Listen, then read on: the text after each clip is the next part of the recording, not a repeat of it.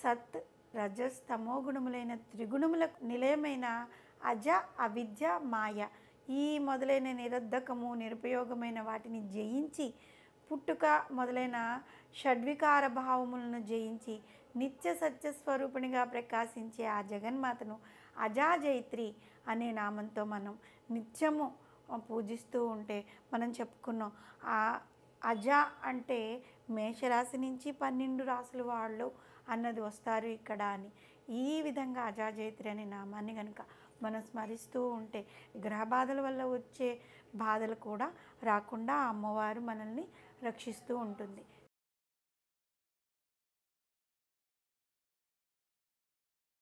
శ్రీమాత్రే నమః.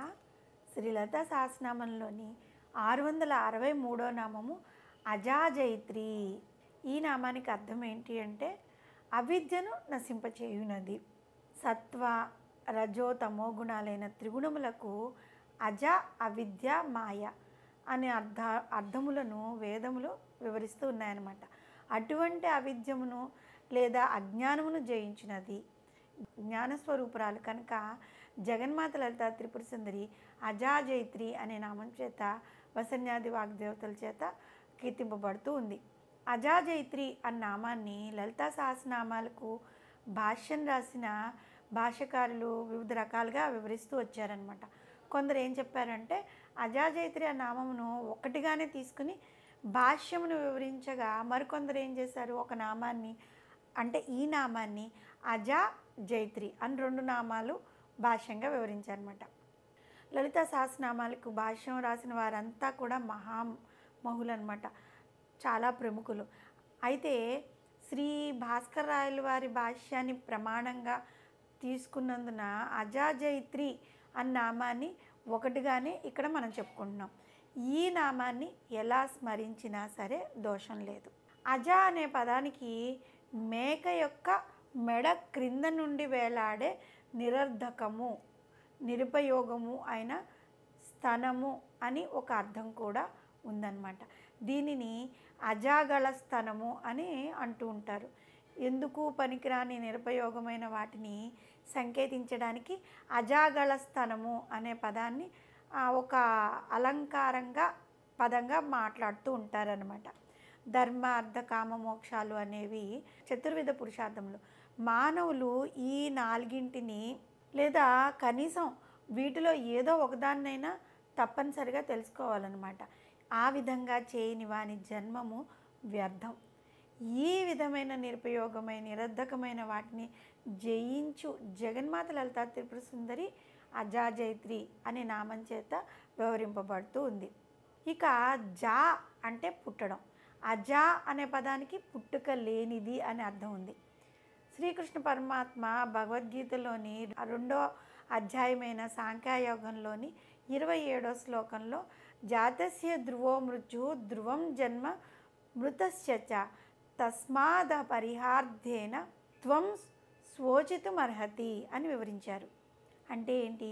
పుట్టిన వానికి మరణం తప్పదు, మరణించిన వానికి మళ్ళీ తిరిగి జన్మము తప్పదు. కనుక అపరిహార్యములైన ఈ విషయాల గురించి బాధపడద్దు. జగన్మాత లలితా త్రిపుర సుందరి పుట్టుకే లేనిది కదా. పుట్టుకే లేని ఆ తల్లికి ఇంకా పుట్టడం పెరగడం ఉండడం ఈ పరిమాణక క్రమము క్షయము కావటం నశించడం అనే ఈ షడ్వికార భావములు తత్ఫలితంగా జన్మ మరణ సంసార చక్రంలో పరిభ్రమించడం ఇవేమీ ఉండవు. నిత్య సత్యస్వరూపిణి కనుకునే ఆ తల్లిని అజాజైత్రి అనే నామధేయం సార్థకమైంది. జైత్రి అనే పదానికి రాక్షసులను వధించి దృష్ట సంహారం చేసి ఆ విజయముకు సూచనగా జైత్రోత్సవములు జరిపించుకున్నది శ్రీమాత అనే అర్థం కూడా ఉంది. అనేక మంది దుష్ట రాక్షసులను అమ్మవారు వధించి శిష్టరక్షణ చేసిన జగన్మాతకు శరన్నవరాత్రుల చివరిలో దశమి నాడు ఈనాటికి మనం ఆ మాత యొక్క జైత్రోత్సాహములను జరుపుకుంటూ ఉంటాం కదా.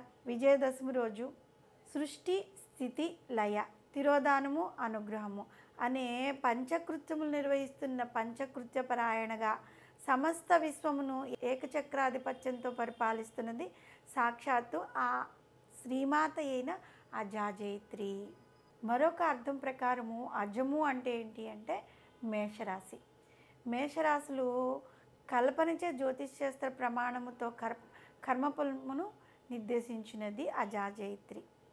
అంటే మేషాది ద్వాదశ రాశులు వాటి వలన కలిగే నవగ్రహ గమనము వలన జీవుని యొక్క లోక జీవనమును నిర్దేశించింది కనుక కూడా జగన్మాత అజాజయిత్రి అనే నామంతో వసన్యాది వాగ్దేవతలు పిలిచారు. ఈ విధంగా కీర్తింపబడిన పరదేవత అమ్మవారిని మనందరి జీవిత గమనమును సక్రమమైన మార్గంలో నడిపించాలని అమ్మవారిని మనం కోరుకుంటూ ఉందాము.